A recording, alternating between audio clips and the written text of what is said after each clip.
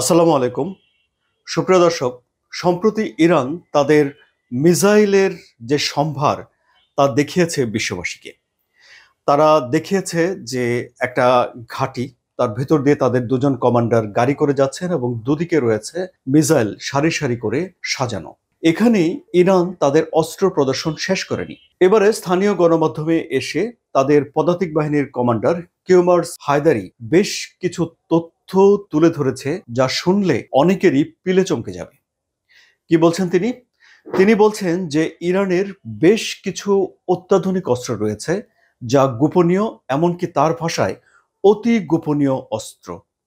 এই অস্ত্রগুলো এত আধুনিক যে এই অস্ত্রগুলোতে এআই অর্থাৎ আর্টিফিশিয়াল ইন্টেলিজেন্স সমন্বয় করা হয়েছে বা যুক্ত করা হয়েছে।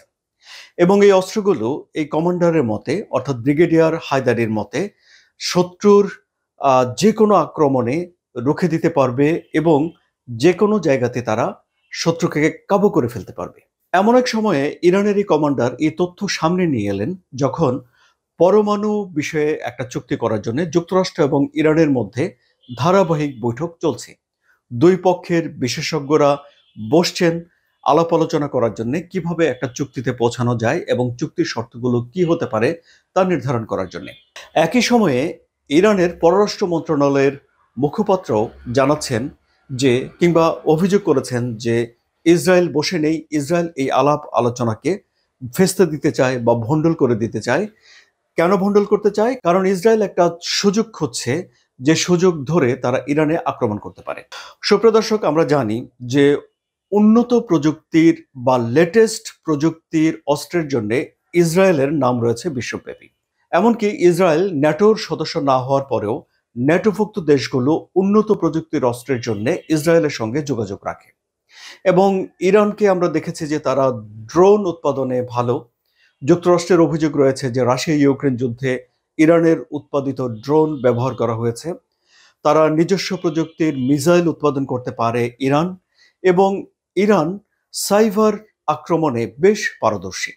এখন ইরান নিজে থেকে এসে জানান দিচ্ছে যে তারা তাদের অতি গোপনীয় অস্ত্র তৈরি করেছে, যাতে আর্টিফিশিয়াল ইন্টেলিজেন্স অর্থাৎ লেটেস্ট প্রযুক্তির সমন্বয় ঘটানো হয়েছে।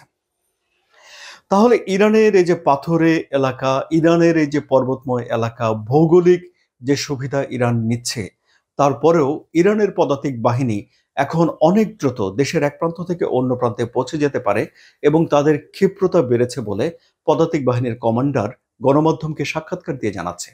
কেন তারা এই ক্ষিপ্রতা অর্জন করেছে? এর কারণ হিসাবে ইরানের তরফ থেকে বলা হয়েছে যে 1980 থেকে 1988 সালে এই 8 বছর ইরাকের সঙ্গে তাদের যেই লড়াই হয়েছে, সেই লড়াইয়ে পদাতিক বাহিনী যেভাবে যুদ্ধ করেছে, সেই অভিজ্ঞতা থেকে তারা তাদের পদাতিক বাহিনীকে আরো ক্ষিপ্রতা এনে দিয়েছে, গতি বাড়িয়ে দিয়েছে।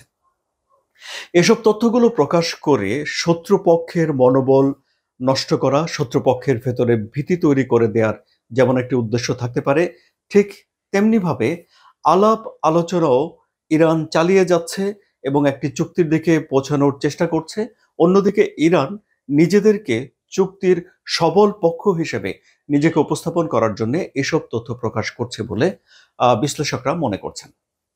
ইরানের রাষ্ট্রপতি মাসুদ পেজেকশিয়ান সাম্প্রতিক সময়ে ইরানের সশস্ত্র বাহিনীর বেশ প্রশংসা করেছেন এবং এই প্রশংসার পরে এসে ইরান তার এসব শক্তিমত্তা বিশ্ববাসীর সামনে তুলে ধরেছে।